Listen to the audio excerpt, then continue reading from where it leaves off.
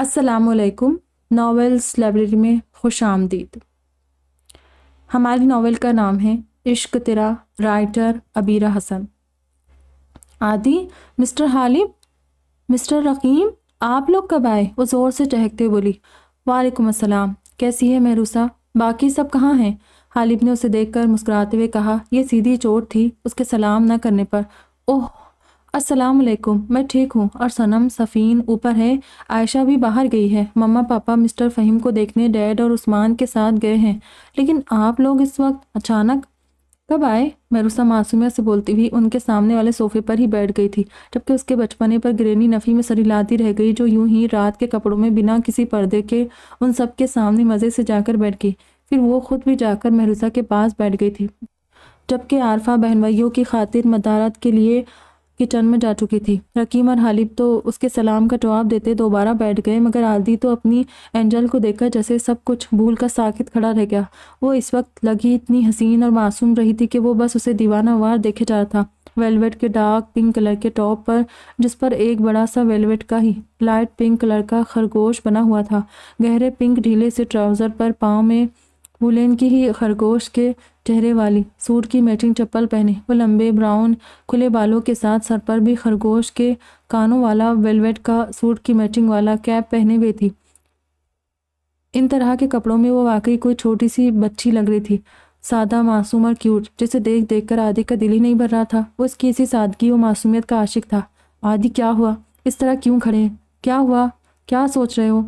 मेहरूसा की हैरान आवाज़ पर वो चौंक कर होश में आया और सामने बैठी उस मासूम साहिरा को देखकर गहरी सांस भरता हुआ मुस्कुरा दिया। कुछ नहीं, हम लोग यहाँ बस आपके कपड़ों और जूतों का नाप लेने आए थे, आदि ने बताया। जाए माही बीबी, जाकर अपने और बहनों के नाप के सूट लेकर आए और अपनी रूहा को भी बुलाए बच्चों से मिलने के लिए। सफ़ीन बीबी और सनम बीबी को भी बुला लाना, और आप भी चेंज करके आना। आप गिरनी मेहरूसा को यहाँ से भेजना चाह रही थी। उसके कपड़े इतने मायूब लग रहे थे, मगर वो उन तीनों के सामने ये कह भी नहीं सकती थी, इसीलिए आखिरी बात उसके कान में कही थी। क्यों गिरनी, इन कपड़ों में क्या बुराई है? अब तो वैसे भी सोना ही है ना, मेहरूसा ज़ोर से बोली। और उन तीनों के सामने उसकी बेवकूफ़ी पर गिरनी सटपटा कर रह गई। लड़की वाकई बहुत मासूम थी। कुछ नहीं, बस वो। अच्छा, आप बैठे, मैं आरफा को देख लूँ और रूहा को भी बुला लूँ, बच्चों से मिल लेंगी।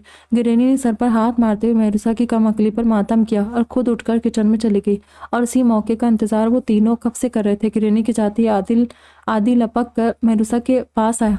एंजल, हम लोगों को आपसे अकेले में कुछ बात करनी थी।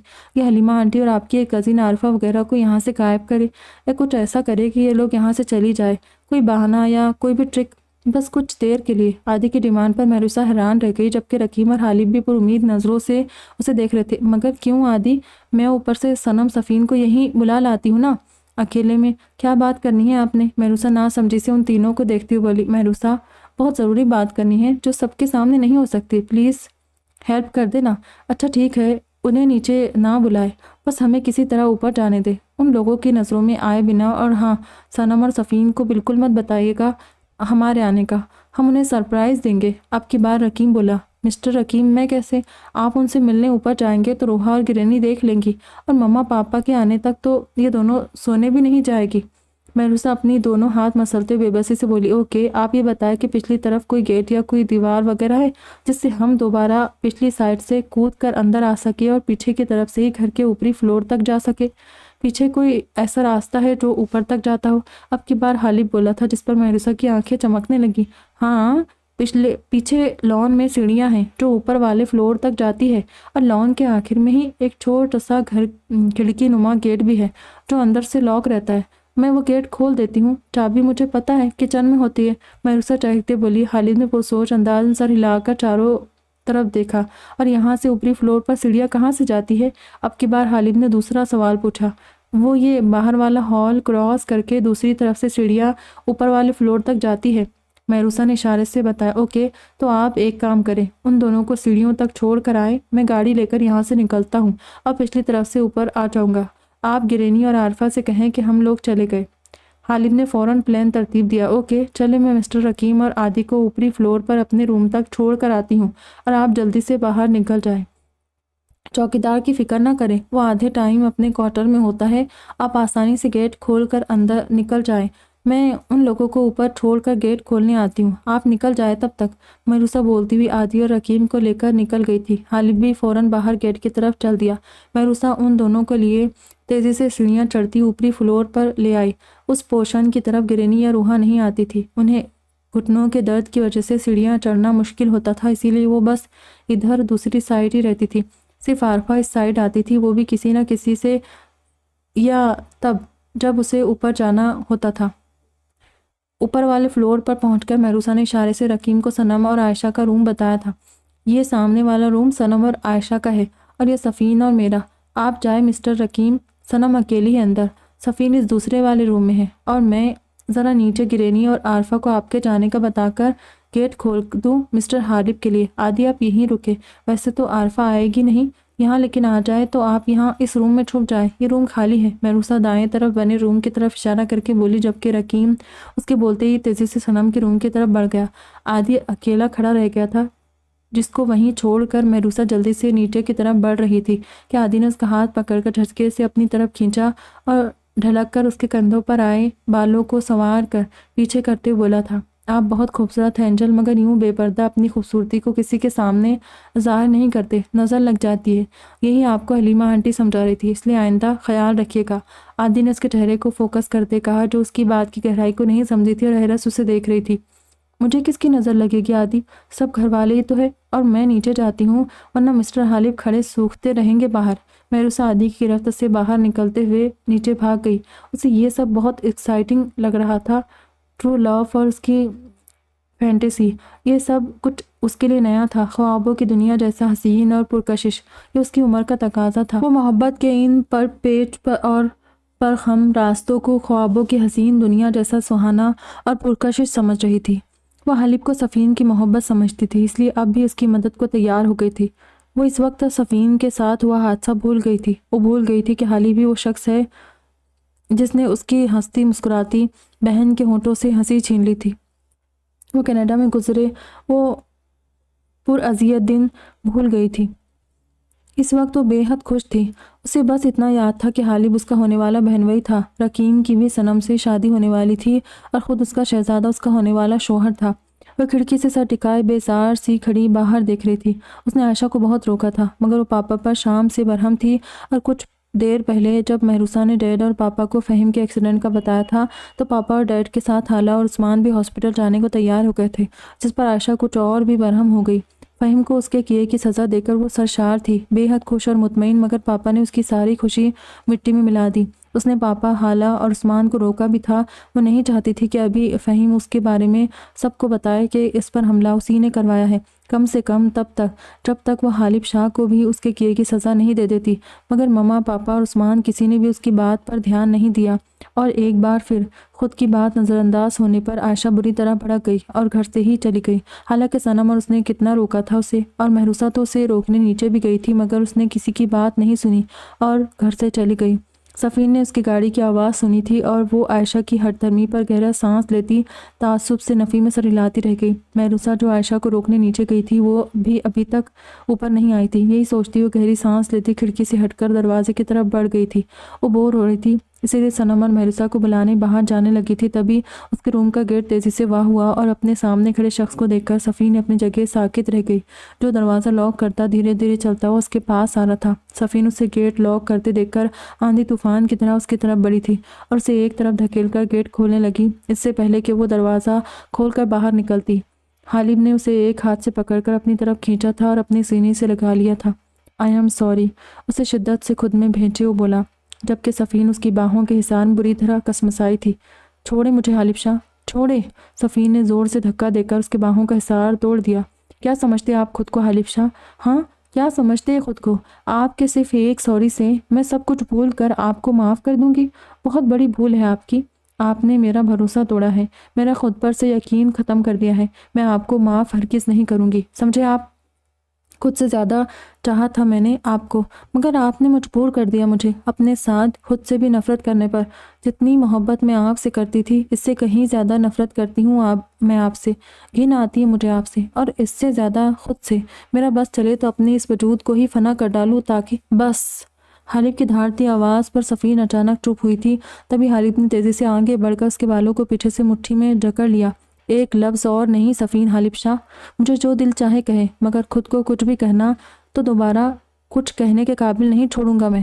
خود کو فنا کرے گی، مارے گی خود کو، کس کی اجازت سے؟ کس کی اجازت سے بولے؟ وہ خود کو نقصان پہنچانا تو دور کی بات، ایسا سوچا بھی نہ تو حشر نشر کر دوں گا میں آپ کا، آپ پر، آپ کی سوچوں پر، آپ کی اس پوری ذات پر۔ آپ سے زیادہ میرا حق ہے، سر سے پیر تک میری ہے آپ، سمجھی؟ اگر ستم توڑنے کی حد کر سکتا ہوں تو محبت بھی شدید تر کرتا ہوں آپ سے۔ آپ کو نفرت ہو گئی ہے نا مجھ سے، نفرت کرنے لگی ہے نا مجھ سے، مار ڈالے مجھے، اپنے ہاتھوں سے جان لے لے میری، میں آپ کو اپنا خون بھی معاف کرتا ہوں، مگر خود کو آپ کچھ نہیں کہیں گی۔ ایک ہاتھ سے اس کے بال ہاتھ میں دبوچے، وہ دوسرے ہاتھ سے اس کی کمر کو جکڑ کر خود سے لگائے، شدید طیش بولا۔ نظر صفین کے چہرے پر ٹکی ہوئی تھی، جس کی آنکھیں اس کے جارحانہ انداز پر تیزی سے نم ہوئیں۔ حالب نے ایک جھٹکے سے اسے چھوڑتے ہوئے گہری سانسیں لے کر خود کو کمپوز کیا اور روتی صفین کے پاس آیا اور اس کا چہرہ دونوں ہاتھوں میں تھاما تھا، ساتھ ہی جھک کر اس کی پیشانی چوم لی، شاید اپنی رویے کا ازالہ کرنا چاہا تھا۔ بہت برا لگتا ہوں نا میں، اسی لیے کہتا ہوں گولی مار دے مجھے اور چھٹکارا پالے ہمیشہ کے لیے، کیونکہ میں شاید بدل نہیں سکتا، ایسا ہی رہوں گا اور آپ کو زندگی بھر تنگ کرتا رہوں گا۔ حالب شرارت سے کہتا صفین کے چہرے پر جھکا، جس پر اس نے ایک شکوہ کنہ نظر اس کے خوبصورت چہرے پر ڈالی اور اپنا رخ موڑ لیا۔ تبھی حالب دلکشی سے ہنستا ہوا پیچھے ہوا اور اسے نرمی سے کندھوں سے تھام کر شیشے کے سامنے لا کھڑا کیا تھا۔ صفین میری جان، آپ کے یہاں گھر آئے مہمان سے ایسا سلوک کیا جاتا ہے؟ پانی تک نہیں پوچھا آپ نے؟ چلے کوئی بات نہیں، آپ نے نہیں پوچھا تو نہ صحیح، پانی وانی تو میں نے خود پی لوں گا، پہلے میں وہ کام کروں جس کے لیے یہاں آیا ہوں۔ ایسے ہی کھڑی رہے، میں آپ کے لیے کچھ لایا ہوں۔ حالب نے کہتے ہوئے ایک بے حد خوبصورت بلیک ڈائمنڈ پینڈنٹ اس کے گلے میں پہنایا، جو سفید گولڈ کی باریک سے چین میں تھا۔ پینڈنٹ اس کے گلے میں پہناتے اس نے جھک کر اس کی گردن کو چوما اور ساتھ ہی کان میں سرگوشی کی تھی، شادی مبارک ہو۔ تبھی روم کا دروازہ زور سے بجتے ہوئے دروازے کی آواز سن کر صفین جلدی سے دروازے کی طرف بڑھی تھی، مگر کچھ سوچ کر رکتے ہوئے اس نے مڑ کر حالب کو دیکھا تھا، جو اپنے دونوں ہاتھ سینے پر لپیٹے ریلیکس سا کھڑا تھا۔ آپ یہاں کیسے آئے ہیں؟ میرا مطلب نیچے سے آئے ہیں، سب کے سامنے، کینیڈا کی طرح یہاں بھی چھپ کر آئے ہیں؟ صفین حالب کو گھورتے ہوئے بولی، جس پر وہ محظوظ سا مسکرا کر بولا، میں یہاں بھی ویسے ہی آیا ہوں جیسے کینیڈا میں آپ سے ملنے آیا تھا۔ وہ کیا ہے نا، میں پہلے سیدھے راستے سے ہی آیا تھا، مگر پھر سب کے سامنے آپ سے ملنے کا کوئی طریقہ نہیں سوچا تو میں حلیمہ آنٹی سے مل کر سیدھا باہر گیا اور چپ چاپ پچھلی طرف والے گیٹ سے اندر آ کر آپ سے ملنے آیا ہوں۔ آپ جائے گیٹ کھولے، شاید کوئی جلد باز ہے باہر، صبر ہی نہیں اسے۔ حالب نے اسے مزے سے بتاتے ہوئے دوبارہ واپس گیٹ کی طرف موڑ دیا، مگر صفین اس کے پچھلے گیٹ سے آنے کی سن کر پریشان ہو گئی۔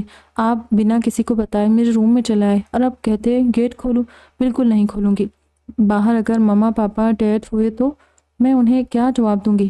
آپ جلدی سے باتھ روم میں جائیں، باہر جو بھی ہے پہلے میں اسے بھیج دوں، پھر آپ بھی تشریف لے جا سکتے ہیں۔ صفین حالب کا ہاتھ پکڑ کر باتھ روم کے دروازے کے آگے لے آئی، جو مزے سے جان بوجھ کر اس کے ساتھ کھنچتا چلا آیا۔ پھر اس نے باتھ روم کا دروازہ کھول کر حالب کو اندر دھکیلا اور باتھ روم کا گیٹ بند کر کے اپنے روم کے دروازے کی طرف بڑھ گئی، جو اب تک نہ جانے کتنی بار بجایا جا چکا تھا۔ اس نے جھٹکے سے دروازہ کھولا، جہاں باہر ایکسائٹڈ چہرہ لیے عارفہ کھڑی تھی۔ صفین بی بی، آپ بھی سونے لیٹ گئی تھی کیا؟ صنم بی بی اور ماہی بی بی تو ابھی سے سونے چلی گئی، آج وہ دونوں ساتھ سوئے گی، کیونکہ صنم بی بی عائشہ بی بی سے ناراض ہے نا، تو آج آپ عائشہ بی بی کو یہاں سلائیں گی، یہ مجھ سے ماہی بی بی نے کہا ہے۔ عارفہ مزے سے بولتی اندر چلی آئی، جبکہ صفین جان گئی تھی کہ وہ اس وقت تفصیل سے بات کرنے کے موڈ میں ہے۔ عارفہ جب بھی بور ہوتی تھی یوں ہی ان بہنوں کے پاس چلی آتی تھی اور گھنٹوں باتیں بناتی رہتی۔ اب وہ سب بھی عارفہ کے ساتھ خوب مزیدار ٹائم گزارتی تھی، مگر اس وقت بات الگ تھی۔ حالب اندر باتھ روم میں تھا، جس پر صفین عارفہ کے ساتھ باتیں ملانے کا رسک نہیں لے سکتی تھی۔ کیا وہ صفین بی بی دروازے پر کھڑی کیا سوچ رہی ہے؟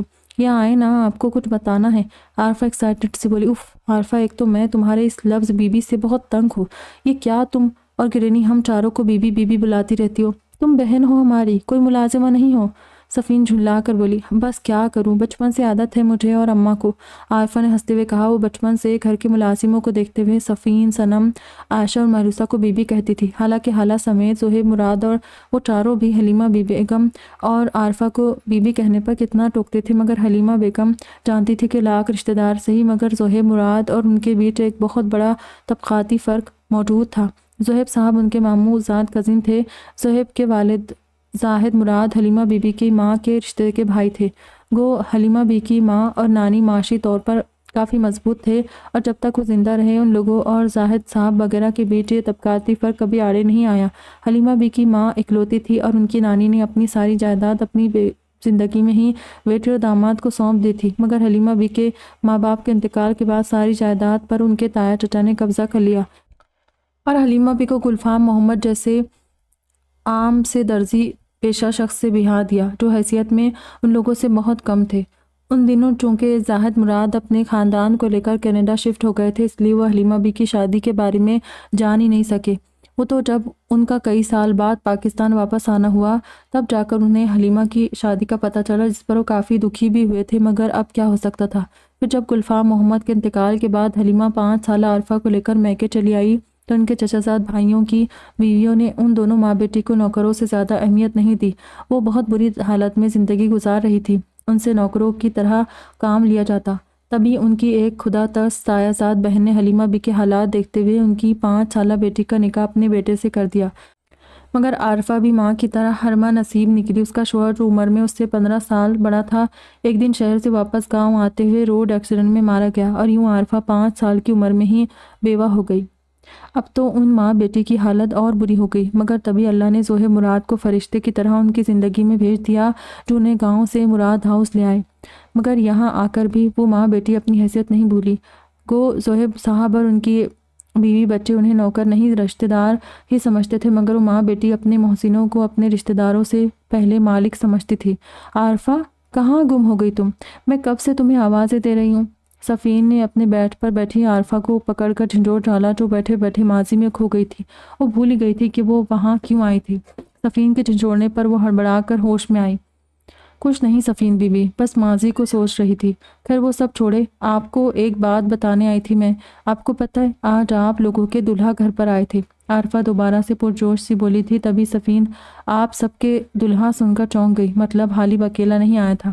اس نے غصے سے پیٹ و تاب کھاتے باتھ روم کے گیٹ کو دیکھا جہاں سے اس کا دلہا دراز سا دروازہ وا کیے مسکراتے ہوئے دونوں کی باتیں سن رہا تھا۔ اچھا کب؟ کون کنایا تھا؟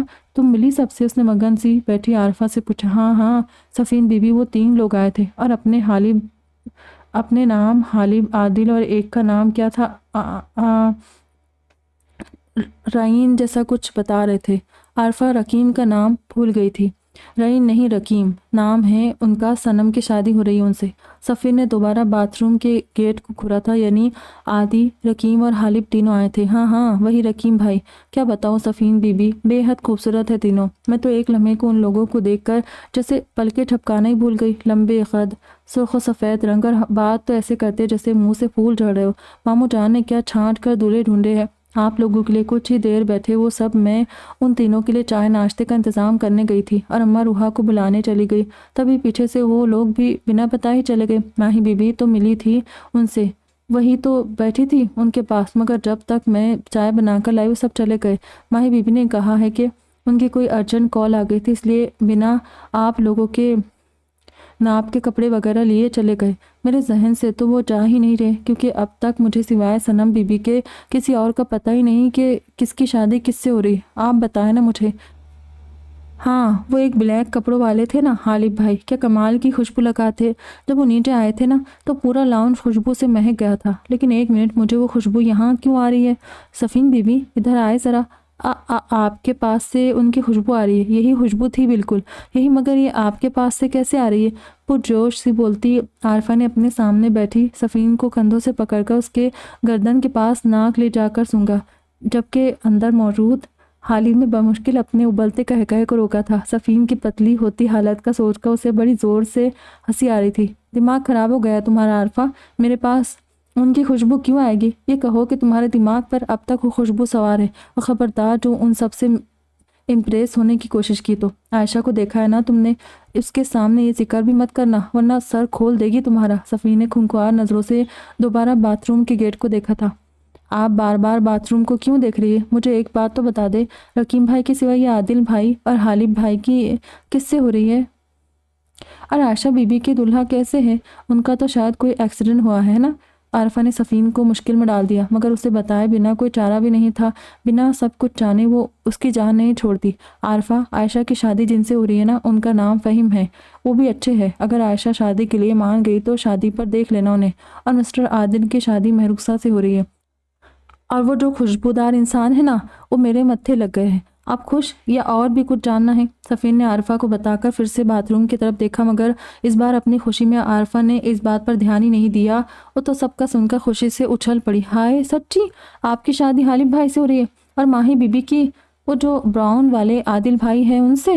سچ میں آپ سب بہت اچھے لگیں گے ایک ساتھ۔ میں ابھی اماں کو بتاتی ہوں جا کر۔ عائشہ صفین کے دونوں گال کھینچتی خوشی سے کلانچے بھرتی باہر بھاگ گئی، جس پر صفین نے گہرا سانس لیا اور جا کر جلدی سے دروازہ لاک کیا۔ شکر تھا کہ عارفہ خود ہی چلی گئی تھی، اور جا کر باتھ روم کا گیٹ کھولا۔ اندر سے حالب ہنستا ہوا مسکراتا باہر آیا۔ صفین میری جان، اب تو لوگ بھی یہ بات مان چکے ہیں، تو اب آپ بھی مان جائے نا کہ ہم دونوں ایک دوسرے کے لیے پرفیکٹ میچ ہے۔ وہ صفین کا ہاتھ پکڑ کر اسے اپنے ساتھ لگاتے بولا تھا، جو اسے پیچھے دھکیلتے غصے سے بولی، آپ ایک نمبر کے جھوٹے انسان ہیں۔ آپ نے کہا تھا کہ اکیلے آئے ہیں، آپ کے ساتھ مسٹر حکیم اور مسٹر عادل بھی آئے ہیں نا؟ جلدی سے سب واپس چلے جائیں، ماما پاپا آتے ہوں گے، ان کے آنے سے پہلے آپ سب پلیز چلے جائیں۔ صفین کو بہت گھبراہٹ ہو رہی تھی، اگر ماما پاپا یا ڈیڈ میں سے کوئی اچانک آ جاتا تو کیا ہوتا، مگر وہ ڈھیٹ شخص اس کی سنتا تب نہ۔ چلا جاؤں گا میری جان، مگر پہلے اپنا ادھورا کام تو مکمل کر لوں۔ بے خود سا بولتا وہ دوبارہ سے صفین کو خود سے لگائے اس کے گلے پر جھک گیا۔ صفین نے گھبرا کر اپنی آنکھیں بند کر لی، تبھی اس نے مسکرا کر صفین کا ہاتھ پکڑتے ہوئے ایک ہاتھ سے رنگ پہنائی تھی، پینڈنٹ سے میچ کرتی ہوئی بلیک ڈائمنڈ کی رنگ، جو اس کے سفید گلابی مائل بھرے بھرے ہاتھوں پر بے حد جچ رہی تھی۔ حالب نے بے ساختہ اس کا ہاتھ پکڑ کر چوما۔ صفین، مجھے ایئر رنگز پہنانے نہیں آتے، وہ آپ پہن لیں گی یا یہ زحمت بھی مجھے کرنی پڑے گی؟ حالب نے جھک کر صفین کے کان کی لو کو چومتے ہوئے سرگوشی کی تھی، جو اب بھی سختی سے آنکھیں بند کیے کھڑی تھی۔ حالب کی آواز پر اس نے چونک کر آنکھیں کھول کر اسے دیکھا۔ اوکے، میں پہن لوں گی، اب مجھے چھوڑے اور آپ جلدی سے یہاں سے جائے۔ حالب اب اس کے گال پر انگلیاں پھیرتے اس کے چہرے کی نرمی اپنے ہاتھوں پر محسوس کر رہا تھا۔ تبھی صفین نے اس کے ہاتھوں کو جھٹکتے ہوئے دونوں ہاتھ اس کے سینے پر جما کر اس کی باہوں کا حصار توڑنا چاہا، مگر اس نے گرفت اور بھی مضبوط کر دی تھی۔ آپ سے میں نے کتنی بار کہا ہے مائی ڈیئر وائفی کہ میرے ہاتھ جھٹکنے کی غلطی نہ کیا کرے، مگر لگتا ہے آپ کو سمجھ میں نہیں آتا۔ کوئی بات نہیں، ایسا ہے تو ایسا ہی صحیح، اب مجھے بھی ضد ہے، میں یہاں سے کہیں نہیں جاؤں گا، وہ بھی تب تک جب تک آپ خود مجھے گلے لگا کر اپنی اس حرکت کے لیے سوری نہیں بول دیتی۔ حالب صفین کو چھوڑ کر اس کے بیڈ پر آرام سے دراز ہو گیا، جبکہ وہ شاکڈ کھڑی آنکھیں پھاڑے اس کو دیکھ رہی تھی، جو جوتوں سمیت آرام سے اس کے بستر پر دراز تھا۔ میں ایسا کچھ نہیں کروں گی، سنا آپ نے؟ اب شرافت سے تشریف لے جائے، ورنہ میں باہر چلی جاؤں گی، پھر محروسہ یہاں آئے یا عائشہ، اس سے آپ خود نپٹیں گے۔ صفین بولتی گیٹ کی طرف بڑھ گئی، مگر حالب کو اپنی جگہ سے ٹس سے مس نہ ہوتے دیکھ کر اس کی ڈٹائی پر کھول کر رہ گئی۔ تبھی دروازہ دوبارہ نوک ہوا اور صفین زور سے اچھل پڑی۔ حالب، پھر کوئی آ گیا ہے، پلیز آپ جائیں یہاں سے، میں نہیں چاہتی کوئی سین کریٹ ہو، پلیز۔ صفین اس کے پاس آ کر بولی۔ جواباً حالب نے اس کا ہاتھ کھینچ کر اسے اپنے اوپر گرایا تھا۔ میری شرط اب بھی وہی ہے سویٹ ہارٹ، آپ مجھے حق کرے اور سوری بول دیں، میں اسی وقت چلا جاؤں گا، ورنہ اسی طرح ساری رات یہیں گزار دوں گا۔ حالب اس کے چہرے پر آئی بالوں کے لٹوں کو پیچھے کرتا بولا۔ اتنی دیر میں دروازے کا گیٹ دوبارہ نوک کیا گیا اور صفین کی جان حلق میں اٹک گئی۔ اس نے جلدی سے خود کو اس کی قید سے آزاد کیا اور اس کی ہول سے گیٹ کے باہر دیکھا۔ باہر حالہ کپڑوں کی جھلک دیکھ کر اس کا گلا بری طرح سوکھا۔ حالب، ماما آ گئی، پلیز آپ جائیں یہاں سے، پلیز، صفین ملتجی لہجے میں بولی۔ اس بار حالب بھی اس کی رونی صورت دیکھ کر گہری سانس بھرتا اٹھ کھڑا ہوا۔ اوکے مائی ہنی بن، میں جا رہا ہوں، مگر آپ کی معافی ادھار ہے۔ وہ صفین کی پیشانی چومتے ہوئے کھڑکی کی طرف بڑھا تھا، مگر کچھ یاد آنے پر دوبارہ سے رک گیا اور اپنی پاکٹ سے اس کے ایئر رنگز نکال کر صفین کے ہاتھ پر رکھ دیے تھے۔ پہن لیجیے گا اور آج کے بعد انہیں اپنے آپ سے الگ مت کیجیے گا، میں نے بہت دل سے یہ آپ کے لیے خریدا ہے، کہتے ہوئے کھڑکی کی طرف بڑھ گیا اور وہاں جھانک کر دیکھا تھا کھڑکی کی سائیڈ میں ایک چوڑا سا ماربل کا گول پلر بنا ہوا تھا۔ حالب کھڑکی سے باہر الٹا لٹکا تھا اور دونوں ہاتھوں سے پلر کو تھام کر پیر دیوار پر جمائے تھے اور تھوڑی نیچے تک دیوار کے سہارے ہاتھوں اور پیروں کے بل کھسکتے وہ ذرا سا نیچے پہنچا تھا۔ پھر دیوار ختم ہوتے ہی اس نے چکنے پلر کو مضبوطی سے پکڑا تھا اور پھسلتا ہوا تیزی سے نیچے پہنچ گیا۔ صفین کھڑکی سے لٹکے اسے بلی کی طرح اترتے دیکھ کر پرسکون ہوتی اپنے روم کے گیٹ تک گئی تھی اور جلدی سے دروازہ کھولا تھا۔ سامنے ہی حالہ چہرے پر پریشان سے تاثرات لیے کھڑی تھی۔ صفین بیٹا، اتنی جلدی سو گئی تھی آج؟ کب سے دروازہ بجا رہی تھی؟ ایک تو ویسے ہی ہم سب بہت پریشان ہیں، عائشہ نے بہت مایوس کیا مجھے، دیکھو ابھی رات کے اس پہ نہ جانے کہاں غائب ہے۔ حالہ بولتی ہوئی اس کے روم میں چلی آئی تھی۔ تبھی ان کی نظر صفین کے گلے میں پڑے پینڈنٹ پر پڑی تھی۔ یہ کس کا ہے صفین؟ حالہ نے اس کے پینڈنٹ کو ہاتھ سے چھوتے ہوئے غور سے دیکھا تھا، جس پر وہ فوراً سٹپٹائی۔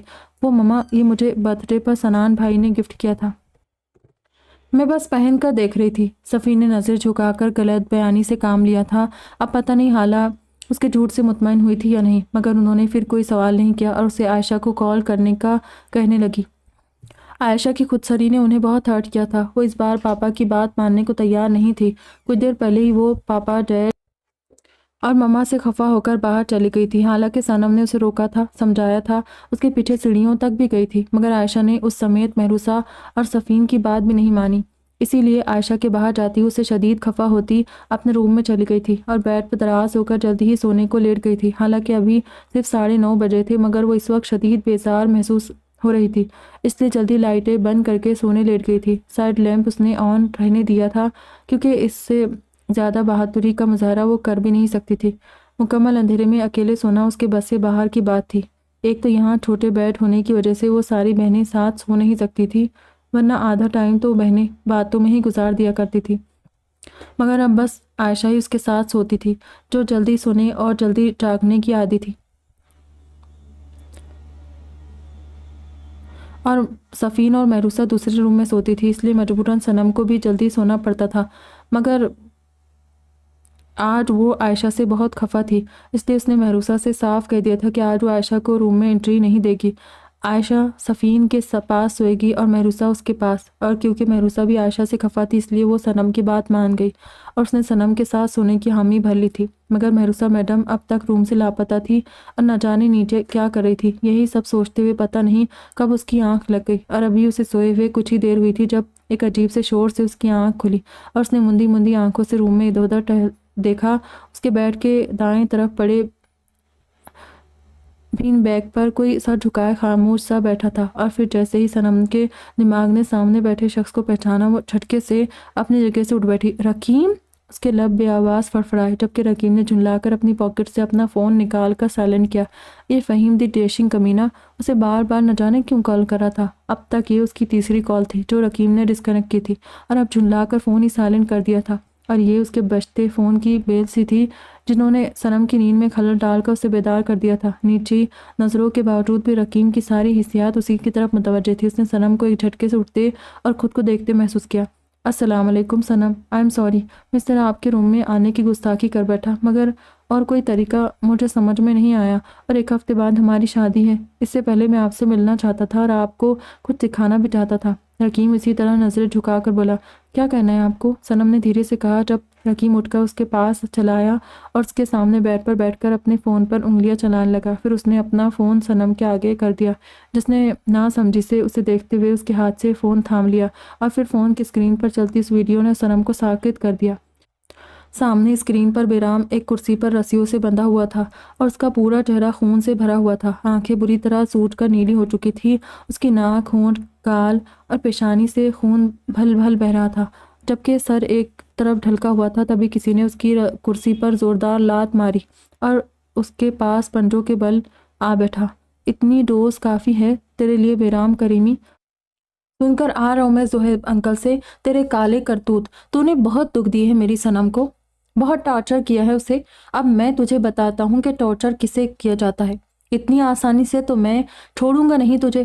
ویکس پھینک رہا تھا نا تو میری سنڈریلا پر، ہے نا؟ میں بتاتا ہوں کہ جلتی ہوئی ویکس جب بدن پر گرتی ہے تو کیسا لگتا ہے۔ شاکر، ویکس لاؤ۔ بیرام کے بال مٹھی میں جکڑے غیظ و غضب سے بولتا ہوا رکیم تھا۔ صنم نے ایک نظر اپنے سامنے کھڑے رکیم کو دیکھا تھا، جو ہنوس نظر جھکائے نیچے بچھے قالین کو دیکھ رہا تھا۔ صنم نے ایک نظر اس پر ڈال کر دوبارہ ویڈیو دیکھی، جس میں اب رکیم کے سامنے کھولتا ہوا ویکس ایک بڑی سی بالٹی میں رکھا تھا۔ اس نے ویکس میں پڑے ایک بڑے سے ہینڈل والے چمچے سے وہ ویکس کرسی سمیت نیچے پڑے بیرام کے پیروں پر ڈالا تھا، جو درد سے کرسی سمیت زمین پر لوٹ پوٹ ہو گیا۔ اس کے منہ کو موٹی سی پٹی سے باندھا گیا تھا جو اس کے منہ میں اندر تک گھسی ہوئی تھی، اس لیے اس کے چیخنے کی آواز نہیں آئی، مگر درد سے باہر کو ابلتی اس کی آنکھیں یہ بتانے کو کافی تھی کہ اس وقت وہ اذیت کی انتہا پر تھا۔ تبھی رکیم نے دوبارہ سے ویگ سے اس چمچ میں بھر کر بیرام کے دوسرے پاؤں پر ڈالا اور اس بار بھی وہ تڑپ اٹھا، جبکہ اس سے آگے دیکھنے کا حوصلہ صنم کے اندر نہیں تھا۔ اس نے آنکھیں میچ کر فون ایک طرف ڈال دیا۔ ایسا کیوں کیا آپ نے؟ صنم نے ٹھہری ہوئی لرزتی آواز میں پوچھا، جس پر رکیم نے اپنی نظریں اٹھا کر اسے دیکھا۔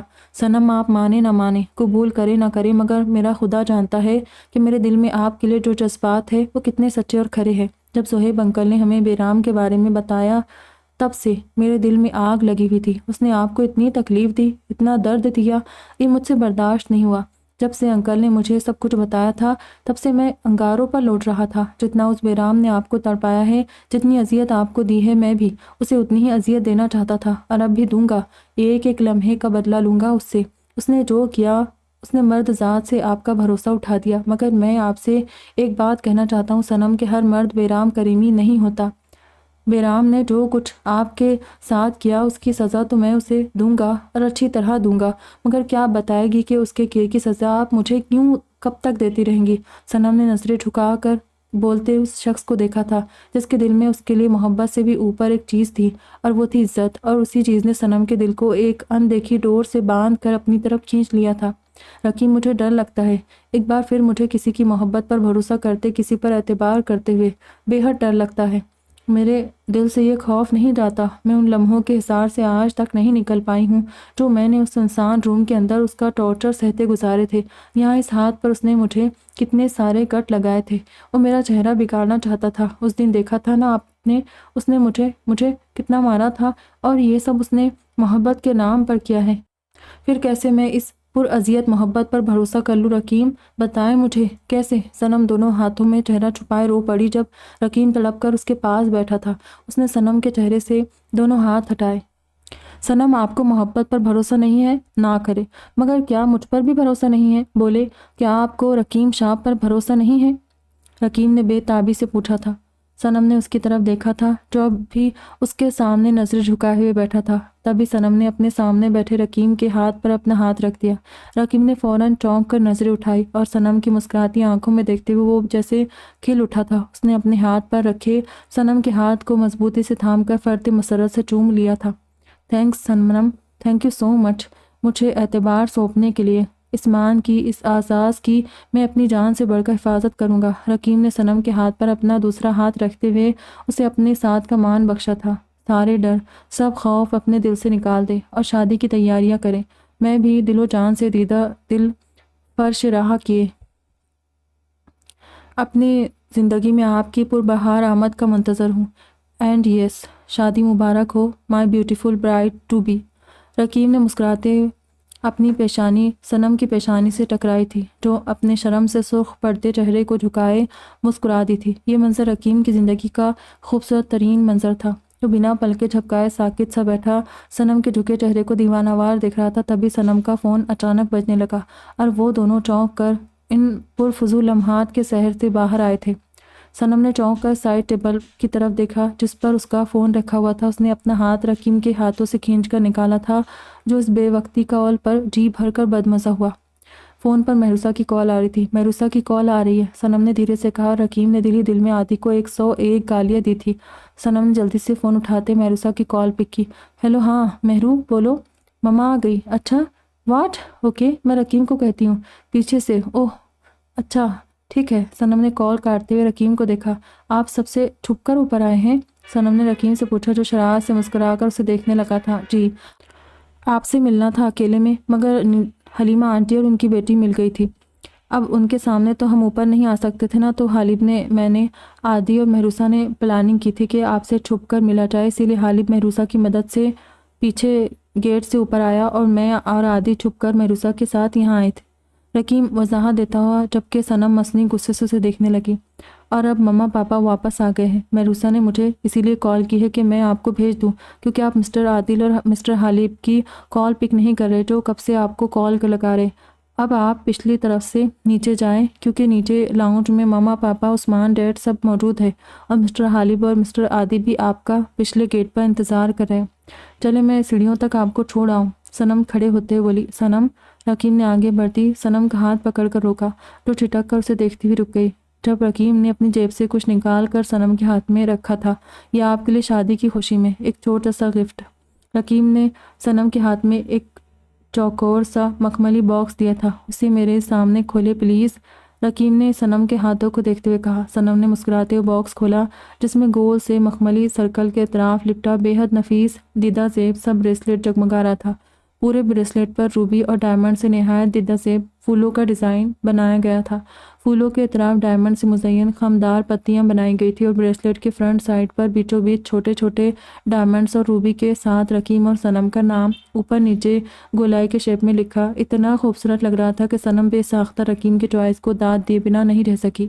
یہ بہت خوبصورت رکیم، تھینک یو سو مچ، افرتے مسرت سے سامنے کھڑے رکیم کو دیکھتے ہوئے بولی جس نے لمحہ بھر کو نظر اٹھا کر صنم کو دیکھا اور مسکراتے ہوئے بریسلیٹ اس کے ہاتھ سے لے لی۔ یہ مجھے پہلی نظر میں آپ کے لیے پسند آیا تھا، بس اس پر یہ نام میں نے اسپیشل آرڈر پر لکھوایا ہے، رکیم نے صنم کو بتایا اور جو چمکتی ہوئی آنکھوں سے بریسلیٹ کو ہاتھ پر رکھ کر دیکھ رہی تھی۔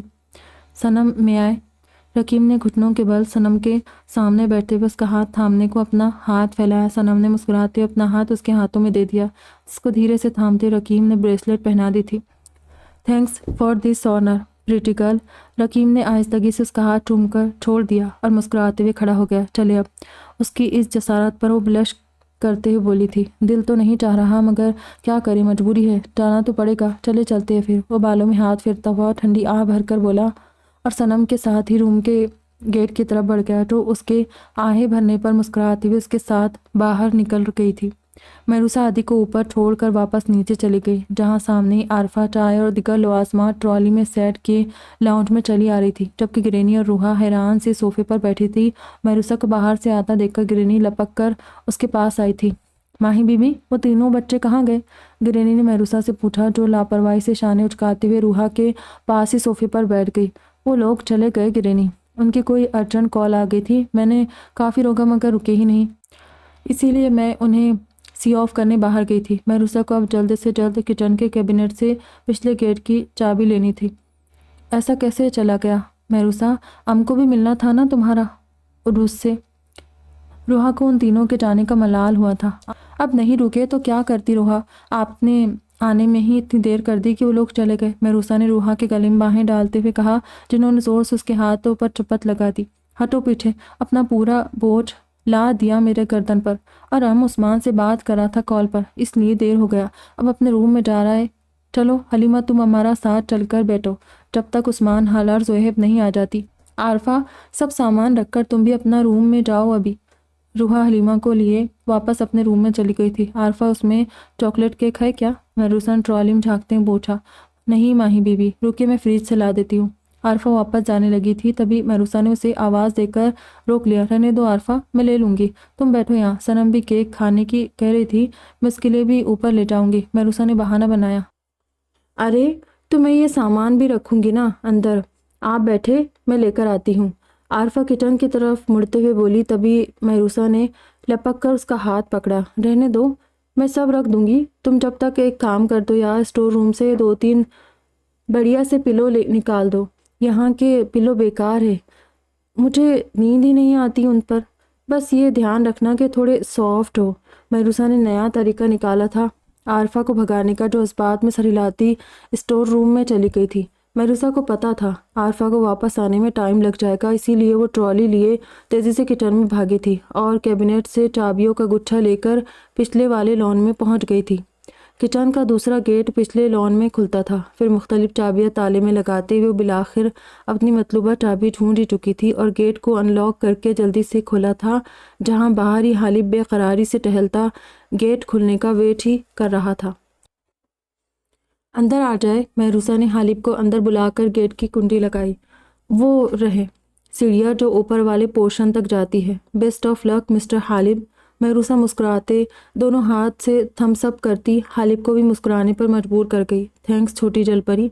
हालिब प्यार से उसके सर पर चपत लगाता सीढ़ियों की तरफ बढ़ गया, जबकि महरूसा मुस्कुराते वो वापस किचन में चली गई थी और ट्रॉली की एक एक चीज़ को अपनी जगह पहुंचाने के बाद उसने एक प्लेट में चॉकलेट केक निकाला था और किचन से बाहर निकल गई। सामने ही से उसे आरिफा आती दिखाई दी, जो अपने हाथ में नरम से नाजुक छोटे छोटे 2-3 पिलोस थामे हुए थी। शुक्र था उसने अपना टास्क आरिफा के आने से पहले ही मुकम्मल कर लिया था।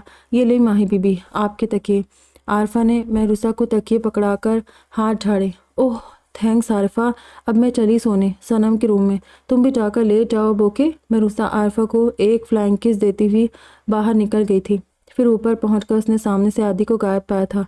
ये आदि कहाँ हैं? मैं तो उनके लिए केक लाई थी। महरूसा बड़बड़ाते हुए उस रूम की तरफ बढ़ गई थी जहाँ उसने आदि को छुपने को कहा था, क्योंकि उसे पता था सनम और सफ़ीन के रूम में तो वो जाएगा नहीं वहाँ, क्योंकि रकीम और हालिब मौजूद थे। इसलिए वो उनके कमरे चेक किए बिना अपने बताए हुए रूम में पहुँच गई और वही हुआ।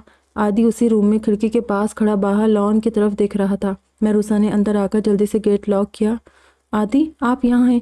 मैं आपको बाहर देख रही थी। पहुंचा दिया मिस्टर हालिब को उनकी मंजिल तक के लिए। मैं आपके लिए अपना फेवरेट चॉकलेट केक लाई हूँ। ये मुझे इतना पसंद है कि अगर कोई मुझे नींद से उठाकर भी कहे ना कि महरूसा चॉकलेट केक खा लो, तो मैं उसको इनकार नहीं कर सकती। आप भी लेना। महरूसा ने केक का एक बड़ा सा बाइट मुंह में रख कर खाते हुए फंसी फंसी आवाज़ में कहा, जबकि उसके सामने खड़ा आदि मोहवियत से अपनी एंजल को तकता उसके बचपने पर मुस्कुरा दिया और उसके हाथ में थामी प्लेट से केक का एक छोटा सा पीस तोड़कर अपने मुंह में रख लिया। बस इतना ही? महरूसा हैरत से आंखें फैलाकर बोली, जिस पर आदि एक हाथ से अपने होंठ साफ करता मुस्कुरा दिया। एंजल, ये इतना भी बहुत है, मैं ज़्यादा मीठा नहीं खाता। आदि ने उसके गाल पर लगी क्रीम को उंगली से साफ किया, जो बेसब्री से केक के बड़े बड़े बाइट ले रही थी। आदि की बात पर महरूसा को जोर का झटका लगा। आदि, सचमुच आपको मीठा पसंद नहीं? फिर आप जिंदा कैसे हैं? मुझे तो मीठा बहुत पसंद है, मैं तो खाना भी नहीं खा सकती मीठे के बिना। महरूसा मुंह बनाकर बोली थी। आदि हुनूज उसकी बातों पर खामोश खड़ा मुस्कुरा रहा था। मीठा खाती है तभी तो आप इतनी स्वीट सी है, मगर मुझे मीठा इतना ख़ास पसंद नहीं है। असल में हमारे घर में मेरी बड़ी आपी और डैड के सिवा कोई भी मीठा नहीं खाता। मेरी मम्मी तो बिल्कुल नहीं, और मुझसे बड़ी वाली बहन भी मीठा नहीं खाती। हम दोनों बहन भाई भी मम्मी पर पड़े हैं। आदि महरूसा को लिए सामने सोफे पर बैठता हुआ बोला, जो तासुब से नफ़ी में सर हिलाते हुए सोफे पर बैठ गई। केक की प्लेट अब भी उसके हाथ में थी। तब तो आपकी मम्मी निहायत ही कड़वी होंगी, महरूसा ने नाक चढ़ाते हुए कहा था, जिस पर आदि ने लब भेजकर मुस्कुराहट रोकते हुए उसे मसनूई गुस्से से घुरा। बुरी बात है एंजल, मेरी मम्मी आपकी होने वाली सास होती है और उम्र में आपकी हाला मम्मा से भी बड़ी होंगी, और बड़ों के बारे में बच्चे ऐसे नहीं कहते। मेरी मम्मी बहुत स्वीट है, मुझसे बहुत प्यार भी करती है। आई एम श्योर वो आपसे भी बहुत प्यार करेगी। आदि ने महरूसा के मुंह के बिगड़े जाविये देखते हुए कहा।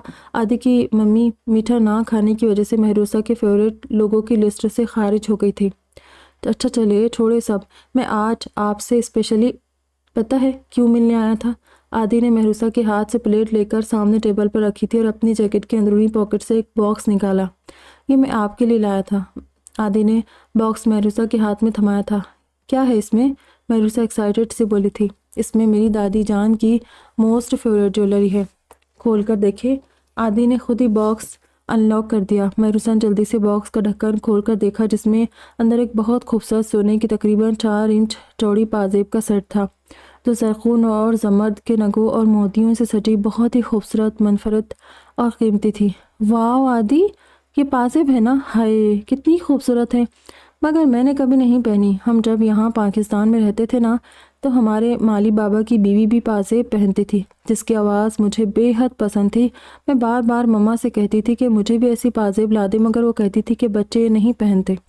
आज आपने मुझे मेरी फेवरेट चीज़ गिफ्ट करके मेरा दिल खुश कर दिया है, सच्ची थैंक यू आदि, बहुत ही खूबसूरत है। महरूसा खुशी से चमकती आंखों से बोली और जल्दी से अपना पाँव चप्पल से निकाल कर टेबल पर रखकर पाजेब पहनने लगी। उसके सफ़ेद गुलाबी मायल पैरों पर वो पाजेब इतनी खूबसूरत लग रही थी कि आदि बेसाख्ता हाथ बढ़ाकर उसके कबूतर जैसे सफ़ेद सुतवा छोटी छोटी उंगलियों वाले पैरों को छू बैठा। आदि, इसका लॉक कैसे लगेगा? महरूसा पाजेब का लॉक लगाने की कोशिश करती बोली। आदि ने उसके हाथ से पाजेब के दोनों सिरे लेकर उसका लॉक लगा दिया। वाह, आदि बहुत खूबसूरत लग रही है। महरूसा ने अपने पैर दाएं बाएं करके हर जाविये से देखा था। बहुत अच्छी लग रही है। आदि ने नज़र चुराते हुए बहुत मुश्किल से कहा, हाँ, इसकी आवाज़ कितनी खूबसूरत है ना, और ये इसके नीचे लगे पल्स का डिज़ाइन कितना यूनिक है। ये इतनी बड़ी है कि मेरा पूरा पैर इससे भर गया है। देखे ना, आप वहाँ क्या देख रहे? मेरा पैर इस तरफ है। महरूसा ने आदि का बाजू पकड़कर मोड़ते हुए उसे अपनी तरफ घुमाया, जिस पर आदि बेबसी से गहरी सांस भरकर रह गया। एंजल, अभी मेरे पास आपको फुर्सत से देखने का हक नहीं है, और इसी डर से मैं आपको देखने की कोशिश भी नहीं कर रहा कि कहीं खुद पर से इख्तियार न खो दूँ। आदि ने अपने तई महरूसा को समझाने की नाकाम कोशिश की थी, जो हस्ब तौक़ा उसकी बात समझ नहीं सकी थी। मतलब, किस बात से डर रहे हैं आप? कौन सा इख्तियार? उसने आदि को नासमझी से देखा था, जिस पर आदि ने मुस्कुराते हुए नफ़ी में सर हिला दिया। कुछ नहीं मेरी एंजल, आप अभी नहीं समझेगी, और ना मैं आपको समझा सकता हूँ। हाँ, शादी के बाद तफसील से सब समझाऊंगा। फ़िलहाल के लिए इतना काफ़ी है, और अभी उसे उतार कर रख दे। मैं चाहता हूँ आप ये शादी वाले दिन पहने। असल में हम एक दिन शॉपिंग पर गए थे, तो हालिब ने कहा कि उसे सफ़ीन के लिए ज्वेलरी लेनी है। हम भी सब साथ ही गए थे। फिर हम तीनों ने भी सोचा कि क्यों ना आप लोगों के लिए भी कुछ ज्वेलरी ली जाए। इसीलिए आप सबके लिए हमने एक दूसरे से डिफरेंट ज्वेलरी ली थी। मैंने आपके लिए ये पाजेब ली। हालिब ने ब्लैक डायमंड का पेंडेंट सेट, रकीब ने ब्रेसलेट ली, और फ़हीम ने डायमंड बैंगल्स लिए थे। सोचा था कि किसी ख़ास मौके पर आप लोगों को एक गिफ्ट देंगे। फिर अल्लाह ने हमारी सुन ली और अचानक हमारी शादियाँ तय हो गई। तो हमने सोचा कि इससे अच्छा मौका और क्या होगा। इसलिए शादी तय होने की खुशी में मैं आपको एक गिफ्ट देने हम सब यहाँ चले आए। फ़हीम भी आता, मगर उस बेचारे का एक्सीडेंट हो गया तो वो नहीं आ सका। आदि ने तफसीलन बताया था। फ़हीम का सुनकर महरूसा को भी अचानक उसका एक्सीडेंट याद आ गया। आदि, मिस्टर फ़हीम कैसे, और उन्हें किसने मारा था, कुछ पता चला? महरूसा ने फिक्रमंदी से पूछा था, जिस पर आदि लब भेंट कर मुस्कुराहट छुपा गया। अब वो कैसे उसे बताता कि फ़हीम को उसकी लाडली बहन ने तोड़ फोड़ डाला था। हाँ, वो हमारे कुछ यूनिवर्सिटी फ्रेंड्स थे। फ़हीम की लड़ाई हो गई थी उनसे। वो काफ़ी दिन से उस पर हमले की कोशिश कर रहे थे। बदकिस्मती से आज फ़हीम उन्हें अकेला मिल गया तो उन्होंने उस पर अटैक कर दिया। आदि ने महरूसा को झूठी कहानी सुनाकर टाल दिया। ओह, so sad, how poor mister Faheem, महरूसा ने होंठ लटका कर कहा। उसके अंदाज पर आदि ज़ोर से कहका लगाकर हंस पड़ा था। अब आदि अपनी भोली भाली एंजल को क्या बताता कि फ़हीम दी डैशिंग कमीना कितना पुअर था, और उसने ये पिटाई क्यों खाई थी। माय इनोसेंट एंजल, आदि ने शरारत से महरूसा को दोनों गाल हल्के से खींचते थे। आदि, आप मुझे एंजल क्यों कहते हैं? महरूसा कहा करे ना, या गिरेनी और आरफा की तरह माँ ही बोल दिया करे। मैं एंजल तो नहीं हूँ। महरूसा ने आदि को देखकर मासूमियत से कहा, जो उसे महविया से देखता उसके मासूम से सवाल पर मुस्कुरा दिया। मैं आपको एंजल इसलिए कहता हूँ माय लव, कि आप बिल्कुल एंजल की तरह है, खूबसूरत, मासूम, साफ दिल और सादा सी है। आपकी इसी सादगी और मासूमियत ने मुझे अपना असीर कर लिया है। आप जैसी खूब लड़की मैंने आज तक नहीं देखी। कभी कभी सोचता हूँ कि आपने मुझ पर कोई तिलिस्म पढ़कर फूंक दिया, जिसने मुझे अपना साथ बांध रखा है। मेरी नज़रों को, मेरे दिल को, मेरी सोचों को आपने अपने बस में किया हुआ है। आदि खोए खोए अंदाज में बोला, जब महरूसा ने आंखें पटपटाते उसे देखा था। आदि, ये तिलिस्म क्या होता है? और मुझे तो ये पढ़ना भी नहीं आता। आप आज काफ़ी मुश्किल बातें कर रहे हैं जो मेरी समझ में नहीं आ रही, महरूसा ने नफ़ी में सर हिलाते हुए कहा। इसीलिए तो कहता हूँ कि आप बहुत मासूम हैं, बिल्कुल एंजल्स की तरह। चले, अब चलना चाहिए मुझे। कुछ देर और आपके सामने ऐसे ही बैठा रहा ना तो खुद पर से इख्तियार खो बैठूंगा, इसलिए जाना पड़ेगा अब। आदि ने गहरी और भरपूर नज़र महरूसा पर डाली थी, जो अब दोबारा से पाजेब के लॉक में उलझी हुई थी। आदि, इस लॉक को खोले ना, मैं उतार कर रख देती हूँ, शादी वाले दिन पहनूंगी। महरूसा की आवाज़ पर आदि ने झुककर उसके पाजेब का लॉक खोला और पाजेब उसके पैर से अलग करते हुए महरूसा के हाथ में थमाई। साथ ही उसके झुके हुए सर को थाम कर चूमता हुआ सीधा हुआ था। महरूसा ने छिटकते हुए सर उठाकर उसे देखा।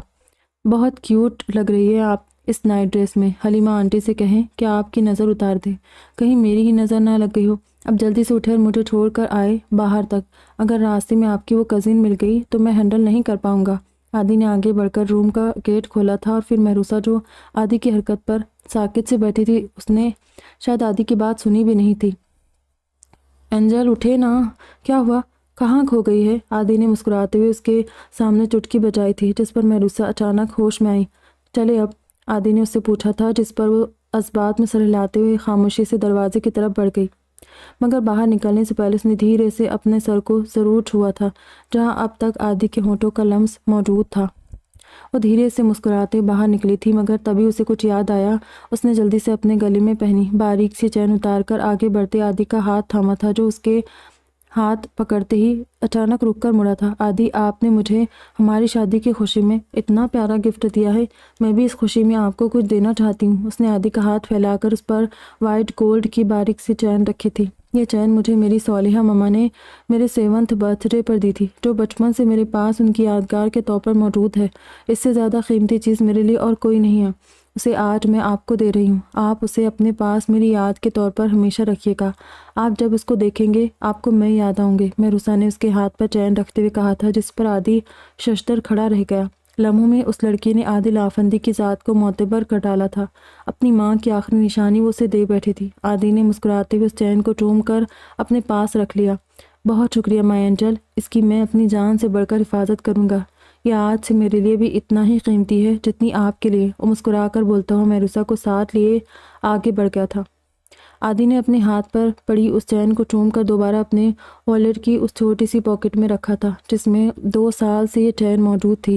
اسے جب بھی اپنی اینجل کو محسوس کرنا ہوتا، وہ اس چین کو نکال کر اپنے سینے سے لگا کر بیٹھ جاتا تھا۔ اس چین سے اس کی اینجل کی خوشبو آتی تھی۔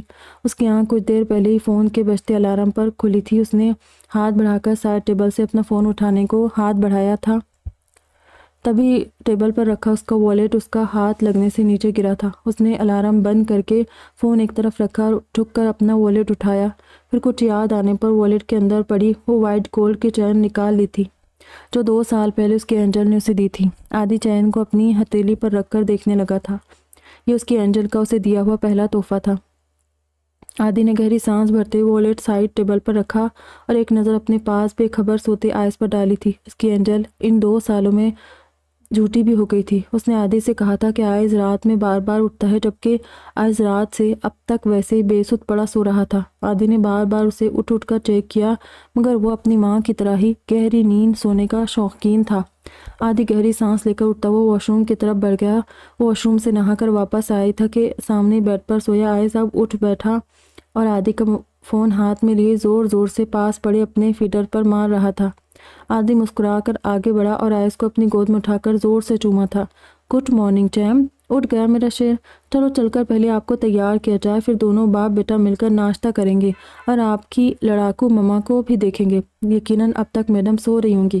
عادی آئس کو لیے اپنے ساتھ واش روم کی طرف بڑھ گیا۔ پھر وہ آئس کو لیے واش روم میں چلا آیا۔ اس کا ڈائپر چینج کرنے کے بعد اسے نہلانے کے لیے اسے چھوٹے سے باتھ ٹب میں بٹھا دیا، جو اس نے کل ہی آئس کے باقی سامان کے ساتھ شاہد سے منگوا کر اندر باتھ روم میں رکھوایا تھا۔ آئس جھاگ بھرے ٹب میں بیٹھ کر مستیاں شروع کر چکا تھا۔ پانی میں زور زور سے اچھلتے ہوئے خود کے ساتھ ساتھ عادی کو بھی دوبارہ سے نہلا چکا تھا۔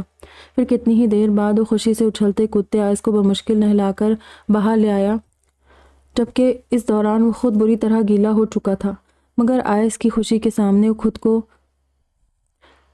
خود کی حالت کو بھول چکا تھا۔ اس کا بیٹا اس کے ساتھ خوش تھا۔ عادی کے لیے یہی بہت تھا۔ پھر الماری سے آئس کے کپڑے، پاؤڈر، لوشن، ڈائپر نکال کر اسے سلیقے سے تیار کر کے وہ باہر لے آیا، جہاں ناشتے کے ٹیبل پر نجمہ ناشتہ لگا چکی تھی اور محروسہ اپنی چیئر پر ایک طرف بیٹھی ہوئی عارفہ سے کچھ کہہ رہی تھی۔ عادی کی مخصوص خوشبو پہچان کر محروسہ نے ذرا سی گردن موڑ کر اسے دیکھا تھا، جو بنے ٹھنے آئس کو گود میں لیے ان کی طرف چلا آ رہا تھا۔ السلام علیکم عادل بھائی۔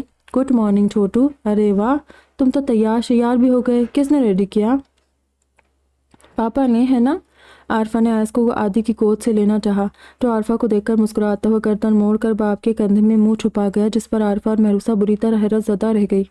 ارے چھوٹو، پاپا کے سامنے خالہ سے غداری؟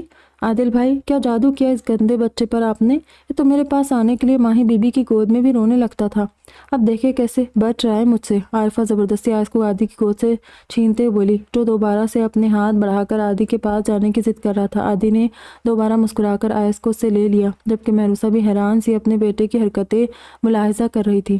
اس نے غصے سے آئس کو دیکھتے ہوئے ہاتھ بڑھا کر عادی کی گود سے لے لیا۔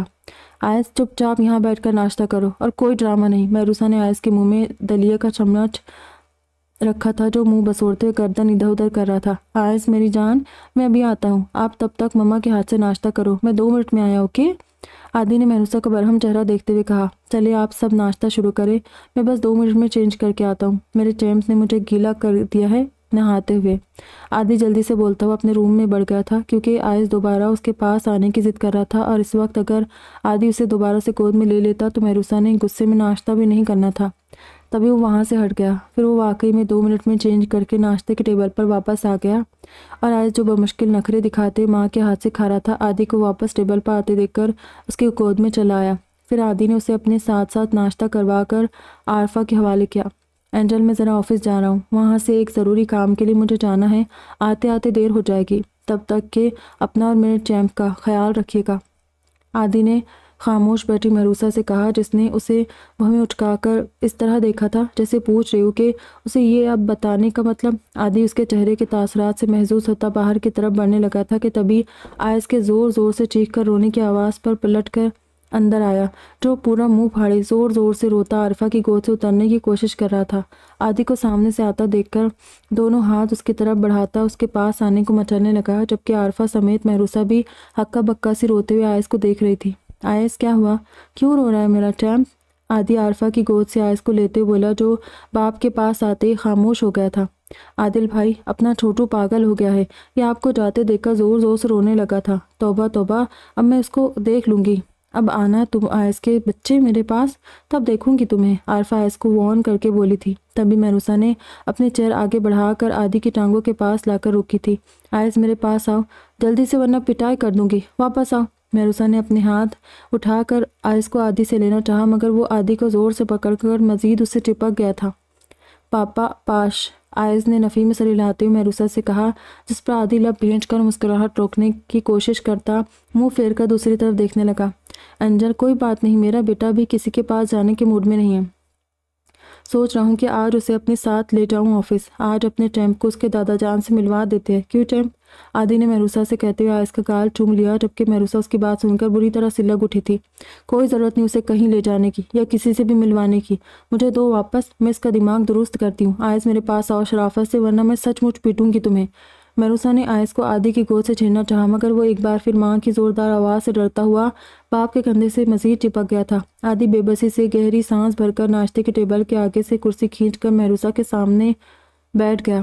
اینجل، کس بات کا ڈر ہے اب؟ آیس میرے ساتھ جا رہا ہے، اپنے باپ کے ساتھ، پھر کیوں اتنے غصے میں ہے؟ میں اس کا دھیان رکھوں گا، اس نے تحمل سے مہروسہ کے ہاتھ پر اپنا ہاتھ رکھتے ہوئے کہا تھا جس نے فوراً اس کا ہاتھ جھٹک دیا تھا، کیونکہ میں نہیں چاہتی میرا بیٹا تمہارے ساتھ گھر والوں سے ملے۔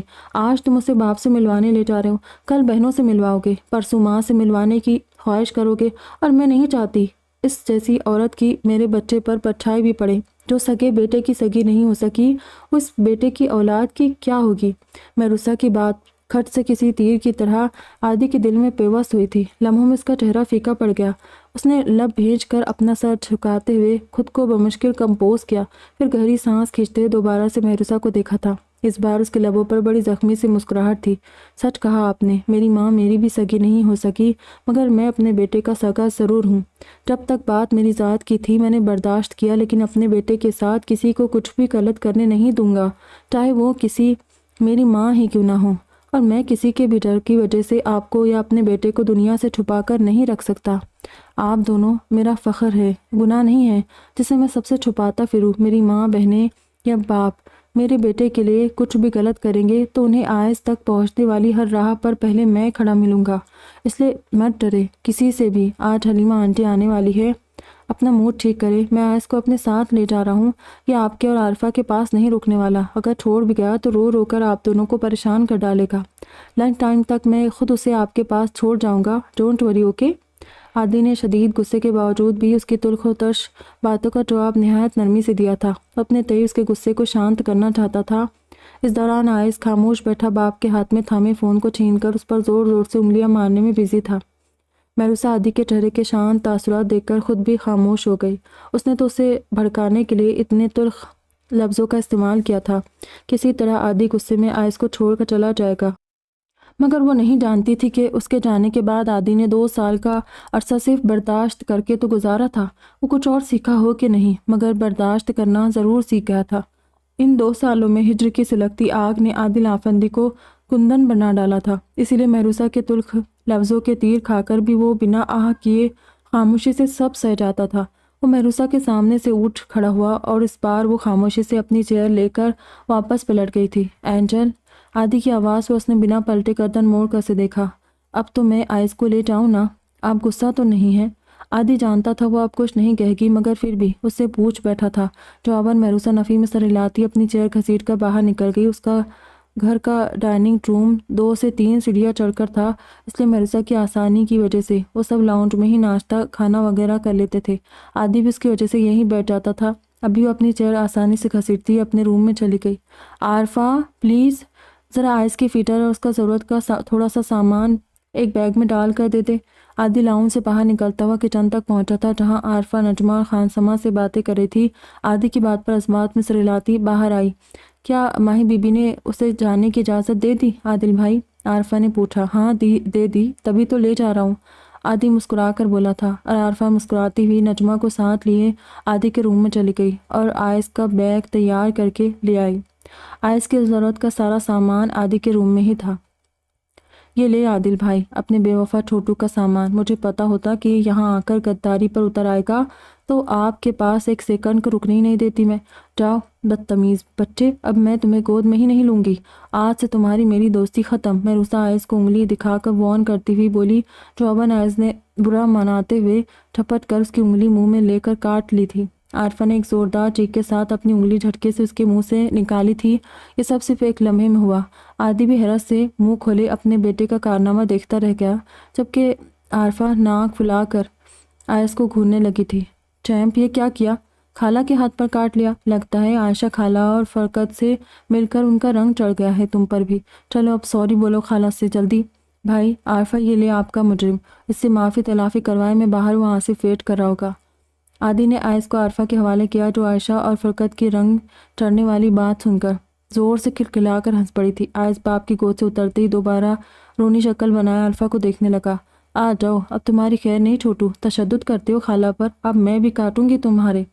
عارفہ آئس کو گود میں لے کر گدگدانے لگی، جو فوراً چہکتے ہوئے ہنسنے لگا۔ پھر کچھ ہی دیر میں عارفہ آئس سے دوبارہ دوستی کر کے اسے عادی کو تھما آئی، جو اس کے انتظار میں باہر پورٹیکو میں کھڑا آصف سے بات کر رہا تھا۔ چلے آئس اپنے دادو سے ملنے؟ عادی نے بیٹے کو گود میں لے کر پوچھا اور اسے چومتا ہوا گاڑی میں بیٹھ گیا، جبکہ عارفہ مسکراتی ہوئی اندر گھر میں چلی گئی تھی۔ خالہ نے صفین سے عائشہ کو کال کروایا، مگر وہ اس کی کال بھی پک نہیں کر رہی تھی۔ وہ مایوس سی صفین کے ساتھ نیچے چلی آئی، جہاں زہیب صاحب کے ساتھ زید، مراد، عثمان، روحا، حلیمہ بھی موجود تھے، جبکہ عارفہ سو گئی تھی۔ سب کے چہروں پر پریشانی مترش تھی۔ حالانکہ کینیڈا میں بھی عائشہ کتنی ہی بار اس طرح رات گئے باہر رہتی تھی، اور کئی بار تو آدھی رات گزارنے کے بعد وہ گھر آتی۔ یہ بات زہیب مراد کے علم تھی، مگر ایسا تب ہوتا تھا جب عائشہ کو کوئی خاص کارنامہ انجام دینا ہوتا تھا۔ مگر وہ کینیڈا تھا اور یہ پاکستان، اور وہاں کے اور یہاں کے حالات میں زمین آسمان کا فرق تھا۔ کینیڈا میں وہ باہر جاتی تھی کسی نہ کسی مقصد کے تحت، مگر یہاں وہ باہر گئی تھی ان سب سے ناراض ہو کر، اور یہی ڈر زہیب صاحب کو بے چین کرنے کو کافی تھا کہ عائشہ غصے میں کوئی انتہائی قدم نہ اٹھا لے، اسی لیے وہ اس کی طرف سے خاصے متفکر تھے۔ خالہ کو صفین کے ساتھ آتا دیکھ کر وہ گہری سانس بھرتے ہوئے اشارے سے صفین کو اپنے پاس بلانے لگے تھے، جو چپ چاپ باپ کے پاس آ کر بیٹھ گئی تھی۔ صفین میرے بچے، کچھ کہہ کر گئی ہے بہن؟ کہاں جا رہی ہے؟ 12 بجنے والے ہیں، مگر وہ اب تک نہیں آئی؟ زہیب صاحب صفین سے پوچھنے لگے، جو باپ کے کندھے پر سر رکھ کر بیٹھ گئی تھی۔ نہیں پاپا، وہ کسی کی سنتی تب بتاتی نا، میں نے صنم اور محروسہ نے اسے بہت روکا، مگر وہ کسی کے کہنے سے نہیں رکی۔ صنم اور محروسہ تو اسے نیچے روکنے بھی گئی تھی، مگر وہ نہیں مانی اور چلی گئی۔ صفین نے انہیں بتایا، سر میں ڈھونڈنے جا رہا ہوں، اسے نہ جانے کہاں ہوگی رات کے اس پہر۔ عثمان بولتا اٹھا تھا، مگر زید مراد نے اسے ہاتھ پکڑ کر روک دیا۔ نہیں عثمان، بیٹھو تم اور صفین میرے بچے، آپ ایک کام کرو، صنم اگر جاگ رہی ہے تو آپ جا کر اس سے عائشہ کا پاسپورٹ لا کر دو مجھے جلدی سے۔ زید صاحب نے عثمان کو دوبارہ واپس بٹھاتے ہوئے صفین سے کہا، جو چونک کر اس بات میں سر ہلاتی اٹھ کھڑی ہوئی، جبکہ زہیب مراد سمیت باقی سب نے بھی زید صاحب کو حیرت سے دیکھا تھا، جن کے ذہن میں اس وقت نہ جانے کیا کچھ چل رہا تھا۔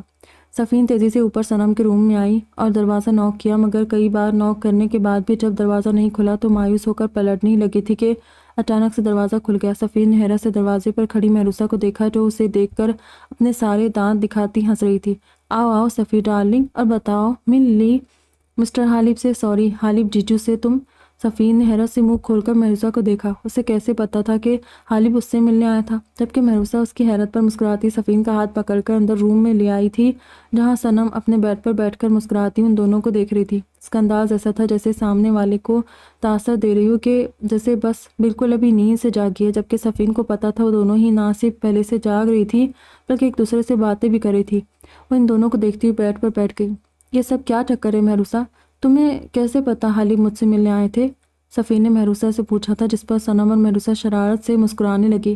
صفی ڈیئر، اسے نہیں تو پھر کسے پتا ہوگا؟ یہی تو انہیں تمہارے روم تک چھوڑ کر گئی تھی، صنم نے ہنستے ہوئے کہا، جس پر صفین کو یاد آیا کہ آج حالب کے ساتھ رکیم اور عادی بھی تو آئے تھے اور اس کے ساتھ ہی وہ پورا معاملہ سمجھ گئی، اور اس نے مصنوعی غصے سے دونوں بہنوں کو دیکھا۔ یعنی وہ دونوں بھی تم سے مل کر گئے ہیں؟ صفین نے سر ہلاتے ان سے پوچھا۔ ہاں جی، مل کر بھی گئے اور گفٹ بھی دے کر گئے ہیں، جیسے تمہیں مسٹر حالب نے یہ چین پینڈنٹ گفٹ کیا ہے، صنم کو مسٹر رکیم نے بریسلٹ دی ہے اور مجھے عادی نے پازیب دی ہے، دیکھو کیسی لگ رہی ہے۔ محروسہ نے پہلے صفین کے گلے میں پہنی چین چھو کر کہا تھا، اس کے بعد اس نے بلینکٹ کے نیچے سے اپنی پازیب نکال کر صفین کو دکھائی اور ساتھ ہی صنم کی بریسلٹ بھی، جسے دیکھ کر صفین نے ستائشی انداز میں گردن ہلائی تھی۔ بہت ہی خوبصورت ہے دونوں چیزیں، اور تم محروسہ کی بچی، تمہیں سب عادی نے بتایا نا؟ تبھی چہک رہی ہو اتنا، اور حالب کو کیوں لے کر آئی تم میرے بیڈ روم میں؟ پتہ ہے عارفہ آ گئی تھی، تبھی اتنی بری طرح پھنس جاتی میں۔ اچھا چلو یہ باتیں بعد میں کرنا، صنم مجھے جلدی سے عائشہ کا پاسپورٹ دو، ڈیڈ نے منگایا ہے۔ سب لوگ نیچے بیٹھے اس کا ویٹ کر رہے، نہ جانے کہاں گھومتی پھر رہی ہے لڑکی۔ پاپا مما ڈیڈ سب لوگ بہت ٹینسڈ ہے، لاؤ جلدی سے دو پاسپورٹ، کہیں عائشہ آ ہی نہ جائے۔ صفین صنم سے بولتی ہوئی جلدی سے اٹھ کھڑی ہوئی۔ صنم بھی سمجھتے ہوئے اس بات میں سر ہلاتی الماری کی طرف بڑھ گئی اور عائشہ کے سامان سے اس کا پاسپورٹ نکال کر صفین کو دے دیا۔ صفین پاسپورٹ ہاتھ میں تھامے جلدی سے نیچے گئی تھی جہاں سب اس کے منتظر وہیں بیٹھے ہوئے تھے۔ اس نے آگے بڑھ کر عائشہ کا پاسپورٹ ڈیڈ کے ہاتھ میں تھما دیا تھا۔ صفین بیٹا آپ بھی سن لو اور بہنوں کو بھی سمجھا دینا کہ عائشہ کو اس بارے میں نہ بتائے۔ زید مراد نے پاسپورٹ اپنے کوٹ کی اندرونی پاکٹ میں رکھ لیا تھا۔ تبھی لاؤنج کا گلاس ٹوٹ دھکیلتی عائشہ اندر چلی آئی جہاں سب لوگوں کو ایک ساتھ دیکھ کر چھٹک گئی تھی، مگر خاموشی سے اپنا بیگ صفین کو تھماتی خود کچن کی طرف بڑھنے لگی۔ عائشہ بیٹا یہاں آئے۔ زہیب صاحب کی آواز پر اس کے بڑھتے قدم رک گئے اور خاموشی سے چلتی ان کے پاس جا کر بیٹھ گئی۔ کہاں تھی آپ؟ ہم سب آپ کے لیے کتنا پریشان تھے اور کسی کا فون بھی نہیں اٹھا رہی تھی، اس سب کا کیا مطلب نکالوں میں؟ زہیب مراد نے عائشہ کا ہاتھ تھام کر نرمی سے کہا، جبکہ عثمان اور زید صاحب اسے خاموشی سے دیکھ رہے تھے۔ حالہ بھی خفا نظروں سے اسے دیکھ رہی تھی۔ پاپا میں ذرا باہر گئی تھی، یہاں گھٹن محسوس ہو رہی تھی مجھے، اور میرا فون بیگ میں پڑا تھا، شاید سائلنٹ موڈ پر، اسی لیے پتہ نہیں چلا۔ اینی وے اینڈ پاپا میں کل پرسوں تک واپس کینیڈا جا رہی ہوں، یہاں نہیں رکنا مجھے، میرا بالکل دل نہیں لگ رہا یہاں، میں واپس جاؤں گی اور سنان بھائی کے گھر رہوں گی۔ عائشہ نے دھیمی آواز میں زہیب مراد کو مطلع کیا تھا۔ آپ کہیں نہیں جا رہی عائشہ، میں نے آپ کی شادی فہم سے فکس کر دی ہے، میں زبان دے چکا ہوں مسٹر درانی کو، اور اب آپ بھی اس بات کو جتنا جلدی ہو سکے ایکسیپٹ کر لے کہ آپ کی شادی فہم سے ہی ہوگی۔ یہی میرا آخری فیصلہ ہے اور میں اپنے فیصلے بدلا نہیں کرتا، یہ آپ اچھی طرح سے جانتی ہے۔ اب اس بارے میں کوئی بحث نہیں چاہیے۔ اور ہاں، کل آپ لوگوں کی سسرال والے آ رہے دعوت پر، فہم کا ایکسیڈنٹ ہو گیا ہے، ایسے میں یہ سب اچھا نہیں لگ رہا، مگر مجبوری ہے، شادی میں بس کچھ ہی دن باقی ہے اور اب تک ان کے گھر کی عورتوں نے آپ لوگوں کو نہیں دیکھا ہے، وہ ملنا چاہتی ہے آپ سب سے، اسی لیے میں نے سب کو کل دعوت پر بلایا ہے، آپ سب تیار رہیے گا۔ زہیب صاحب کے دو ٹوک لہجے پر عائشہ نے شکایتی نظروں سے انہیں دیکھا، جبکہ کل کی دعوت کا سن کر صفین بھی چونک گئی تھی، یعنی کل حالب کی فیملی بھی دعوت پر آ رہی تھی۔ اپنی گاڑی کی چابی دے مجھے، اب سے آپ بوقت ضرورت بس گھر کے لوگوں کے ساتھ ہی باہر جائے گی۔ زہیب صاحب کے کہنے پر عائشہ نے صفین سے اپنا بیگ لے کر اس میں سے چابی نکالی اور خاموشی سے ان کے حوالے کر دی۔ اب آپ مجھ سے کبھی کوئی شکایت نہیں کر سکتے پاپا، اپنے کسی بھی عمل کے لیے میں آپ میں سے کسی کے آگے جوابدہ نہیں ہوں گی، عائشہ سردموری سے کہتی ہوئی اٹھ کھڑی ہوئی اور لاؤن سے نکلتی چلی گئی، جس پر زہیب صاحب سمیت سب لوگ حقیقتاً پریشان ہو گئے تھے۔